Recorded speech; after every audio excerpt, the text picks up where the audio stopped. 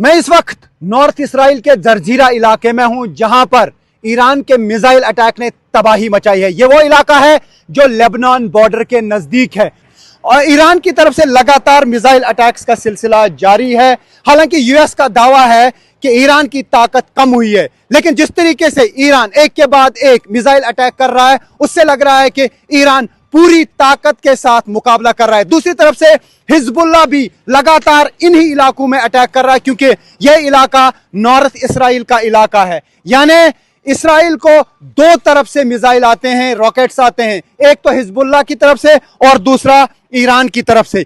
और news 18 India की team है रियल ग्राउंड जीरो पर।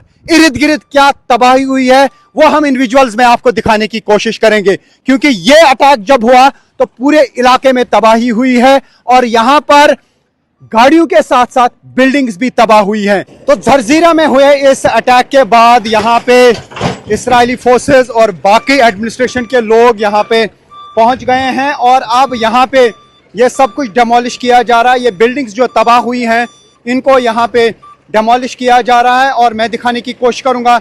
ये वो स्पॉट है जहां पे ईरान की तरफ से दागा गया मिसाइल गिर गया और यहाँ पे बहुत बड़ा गड्ढा हुआ है।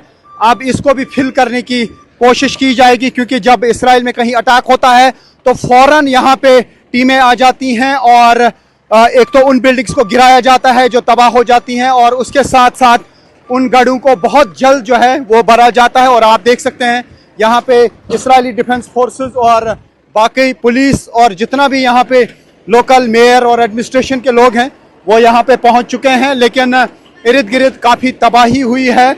और चूंकि यहाँ पे डायरेक्ट हिट ज़मीन को कर गया है ईरान की तरफ से दागा गया मिसाइल। ये हालांकि बॉर्डर इलाका है, यहाँ पर नज़दीक में लेबनान है और लेबनान की तरफ से भी लगातार रॉकेट्स और मिसाइल्स फेंके जा रहे हैं जो हिजबुल्लाह की तरफ से इस एरिया को अटैक किया जा रहा है। लेकिन जो हमें इस जर्जीरा इलाके से इंफॉर्मेशन मिली, जो ये यहाँ पे मिसाइल गिरा है ये ईरान की तरफ से दागा हुआ मिसाइल है और बैलिस्टिक मिसाइल की वजह से ही इतनी ज़्यादा इर्द गिर्द तबाही हो रही है। इस पूरे एरिया में तबाही हुई है और अब सब कुछ यहाँ पे रिमूव किया जा रहा है। जो गाड़ियाँ हैं वो तबाह हुई हैं और मैं उस बिल्डिंग के अंदर जाऊँगा जिसमें सबसे ज़्यादा इम्पैक्ट हुआ है।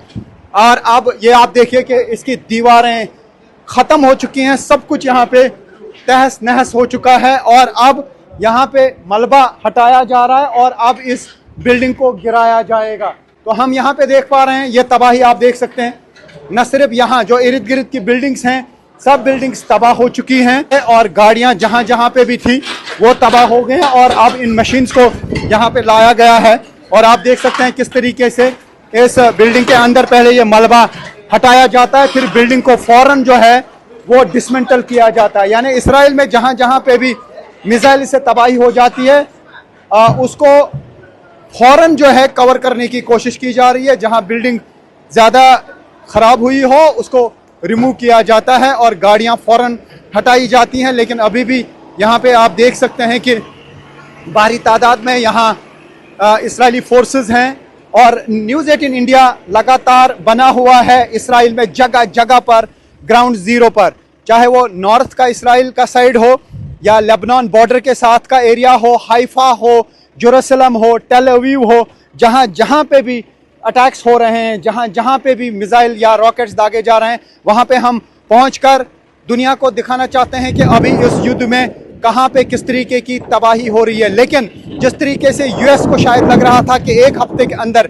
वो ईरान में कंट्रोल और कमांड पे कब्जा करेंगे, ऐसा दिखते हुए नज़र नहीं आ रहा है, क्योंकि ईरान की तरफ से लगातार मजबूती के साथ अटैक किए जा रहे हैं जो हम यहाँ पे देख पा रहे हैं। तो उसका मतलब है कि जो पूरा मिडल ईस्ट इस जंग की गिरफ्त में आ चुका है, काफ़ी देर तक ये जंग चलेगी, क्योंकि ईरान की तरफ से लगातार सऊदी अरब और बाकी देशों को धमकियाँ दी जा रही हैं कि जब तक वो यूएस फोर्सेस की मिलिट्री बेसिस को वहाँ से हटाएंगे नहीं तब तक जंग का सिलसिला जारी रहेगा, अटैक्स का सिलसिला जारी रहेगा।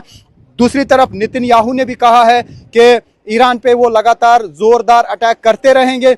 यूएस का हालांकि दावा है कि ईरान कमज़ोर हुआ है, लेकिन ग्राउंड पे ईरान की कमज़ोरी देखने को नहीं मिल रही है, क्योंकि ईरान की तरफ से जो यौम कुद्स के सिलसिले में रैली की गई उसमें टॉप लीडरशिप बिल्कुल सड़क पे देखी गई लोगों के साथ चलते हुए। उसका मतलब है कि ईरान अपनी ताकत का मुजाहिरा लगातार कर रहा है और ये मैसेज देने की कोशिश कर रहा है कि वो यूएस के दबाव में आने वाले नहीं हैं और वो सरेंडर करने वाले नहीं है। हालांकि यूएस का ख्वाब था कि पहले हफ्ते में ही वो ईरान में रिजीम चेंज कर पाएं, लेकिन जिस तरीके से सुप्रीम लीडर के असैसिनेशन के बाद लोगों के बड़े बड़े जुलूस ईरान में देखे गए, उससे लग रहा है कि ईरान बिल्कुल जुड़ा हुआ है और पूरा जो नए सुप्रीम लीडर बनाए गए हैं उनको भी पूरा समर्थन ईरान में लोगों का हासिल है। तो फिलहाल इसराइल में भी लगातार तबाही हो रही है। हालांकि यहाँ पे